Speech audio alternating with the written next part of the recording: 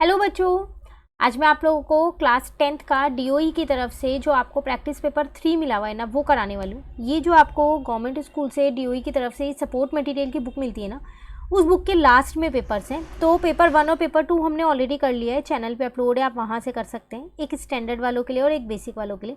पर जो ये प्रैक्टिस पेपर 3 है ना, ये दोनों के लिए ही है, स्टैंडर्ड और बेसिक दोनों के लिए। इसके भी हमने 10 क्वेश्चंस कर लिए थे अपनी लास्ट क्लास में।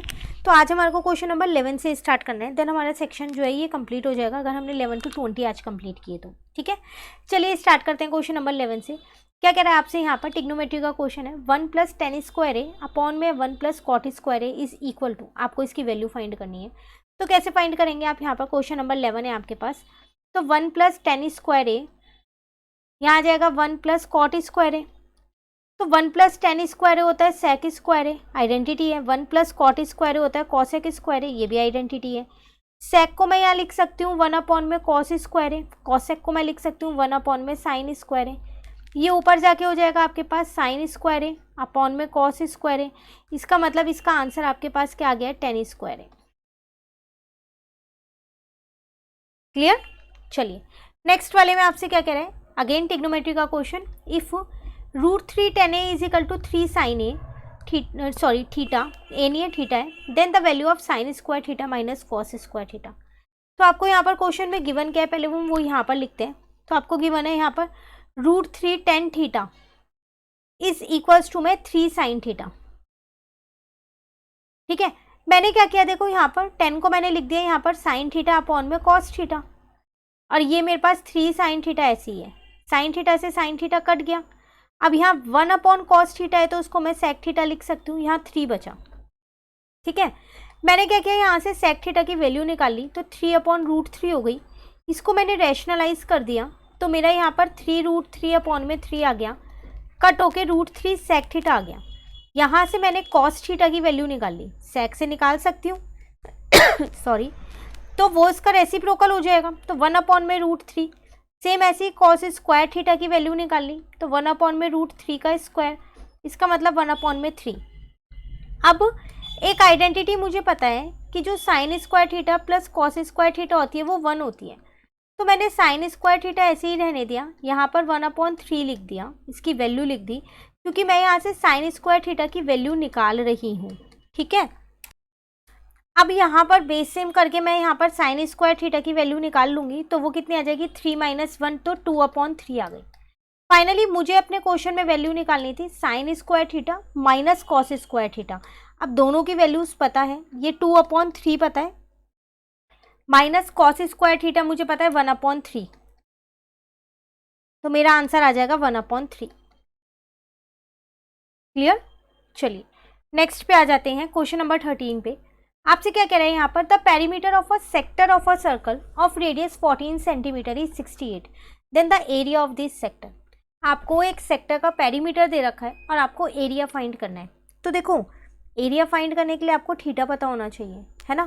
तो पहले पेरीमीटर का यूज़ करते हैं, कुछ ना कुछ तो निकल ही जाएगा। तो अगर एक बार ना मैं क्या करती हूँ, इसकी फिगर यहाँ ड्रॉ कर लेती हूँ। तो ये क्वेश्चन था मेरे पास कौन सा, 13 ना। तो अगर आप देखें तो आपका कुछ सेक्टर ऐसे ही तो होता है, इसका मतलब ये रेडियस होती है, ये रेडियस और ये लेंथ ऑफ आर्क। तो पेरीमीटर होगा क्या इसका फिर, तो पेरीमीटर इज इक्वल्स टू में 2r + l होगा। अब पेरीमीटर मुझे क्वेश्चन में 68 गिवन है। ठीक है, अब यहाँ पर आ जाएगा मेरे पास 2 × में 14 रेडियस भी गिवन है। मैंने क्या किया, यहाँ पर से पहले l निकाल लिया है, तो 2 4 जा 8 हो जाएगा, 2 1 जा 2 हो जाएगा, तो 68 माइनस का 28 is equal to l। l आ जाएगा मेरे पास 40 सेंटीमीटर। अब लेंथ ऑफ आर्क का फॉर्मूला होता है मेरे पास थीटा अपॉन में 360 इंटू में 2πr। ये मुझे 40 गिवन है, थीटा चलो मुझे नहीं गिवन, ऐसे ही रहने दिया मैंने। तो 2π की जगह क्या रख दिया मैंने यहाँ पर 22/7, या फिर आप ऐसा कर सकते हो, देखो पहले एक चीज़ यहाँ पर साथ साथ लिख लो ताकि ये थोड़ा छोटा हो जाए।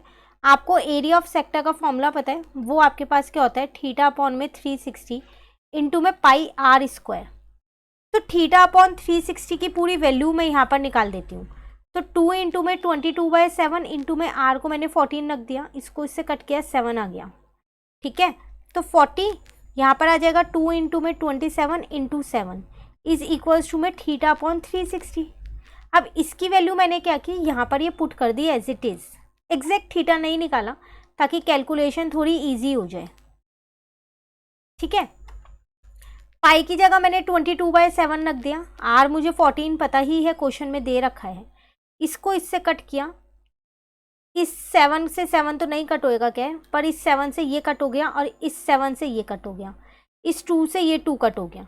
तो फाइनली अगर आप देखें तो आपका आंसर कितना आ जाएगा, तो बचा क्या है आपके पास, एक तो 40 बचा और एक आपके पास 2 बचा है, और कुछ तो नहीं बचा।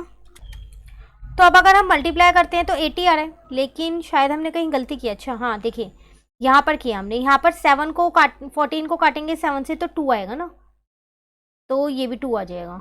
अब यहाँ पर थोड़ा सा चेंज हो जाएगा, इसको इस स्टेप को ऐसा करते हैं, दोबारा लिख लेते हैं। तो मैंने क्या किया, यहाँ इनटू में ये 2 कर दिया है, क्योंकि यहाँ 2 बचा ना, तो ये 2 इधर आ गया।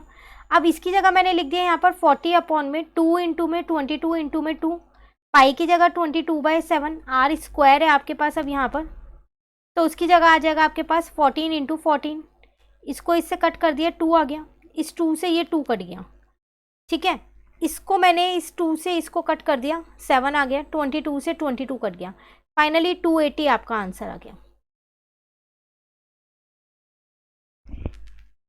क्लियर। चलिए नेक्स्ट क्वेश्चन 14 पे आते हैं। कह रहे the median and mode of a frequency distribution are 26 and 29 respectively, the mean of this data is. Statistic का क्वेश्चन है, इसमें एक रिलेशनशिप होता है, आप लोगों को पता है मीन मीडियन मोड में। वो क्या होता है, 3 मीडियन माइनस का होता है 2 mean is equals to mode होता है। बस उसी रिलेशनशिप में ये वैल्यूज़ को पुट कर दो और आपका आंसर आ जाएगा।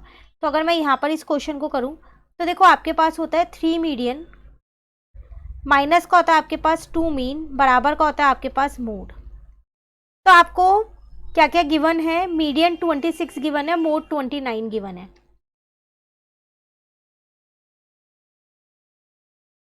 ठीक है ना। अब मैंने क्या किया, इसको इससे इंटू कर दिया, इस 29 को इधर ले आई और 2 मीन को उधर ले गई।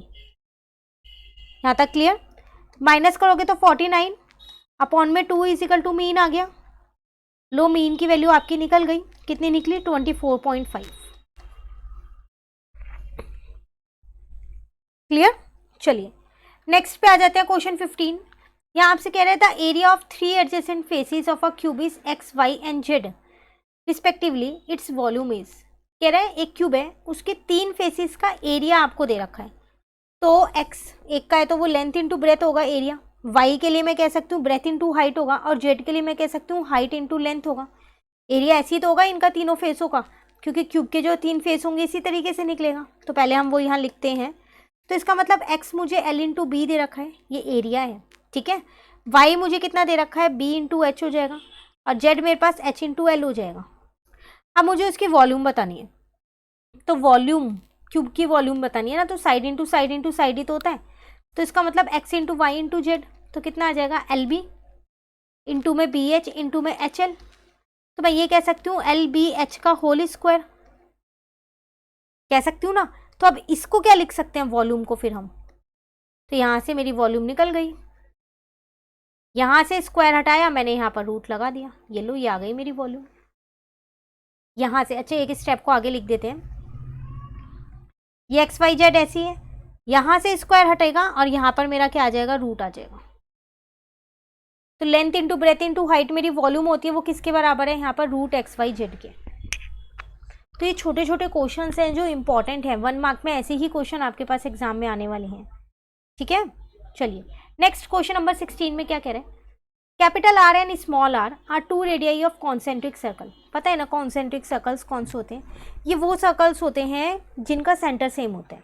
The area of region between the bigger and smaller circle. आसान है, देखो अगर मैं यहाँ 2 सर्कल्स को ड्रॉ कर लूँ तो मुझे ये वाला एरिया बताना है इन दोनों के बीच में जो ये है। तो बड़े सर्कल के एरिया में से छोटे सर्कल का एरिया माइनस कर दूंगी तो आ जाएगा। तो बड़े सर्कल का एरिया होगा पाई आर स्क्वायर, छोटे का होगा पाई आर स्क्वायर, बड़ा आर छोटा आर, पाई कॉमन ले लिया तो R square minus R square, ये लो आपका आंसर। क्लियर।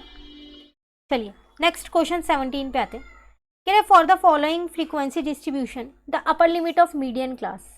मीडियन क्लास तो मतलब पहले मुझे मीडियन क्लास के लिए CF निकालनी पड़ेगी ना, बिना CF निकाले तो हो ही नहीं सकता ये क्वेश्चन, क्योंकि मीडियन क्लास में CF चाहिए होती है।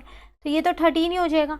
अब आपको क्या करना है, यहाँ पर इन्हें प्लस करते रहना है, वही होती है ना CF। तो 13 में 10 प्लस कर दो, 23 आ जाएगा। अब 23 में क्या करना है आपको, 15 को प्लस कर देना है, तो 38 आ जाएगा। 38 में आपको क्या करना है, 8 को प्लस कर देना है, 46 आ जाएगा। 46 में 11 को प्लस कर दो, 57 आ जाएगा। और आप चाहो तो अपनी फ्रीक्वेंसी का एक बार टोटल करके देख सकते हो। 13 + 10 + 15 + 11 + 8 करोगे तो भी 57 ही आएगा।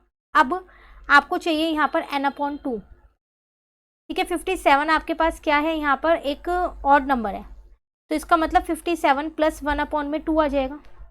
तो 58/2 मैंने कर लिया यहाँ पर। तो 58 को जब 2 से करूँगी तो 29 आ रहा है, ठीक है। अब 29 लाई किस में करेगा, इसमें ही तो लाई कर रहा है। CF में चेक करो, यहाँ है। तो अपर लिमिट कितनी हो गई इसकी, यहाँ पर 16, तो इसका आंसर आ गया 16।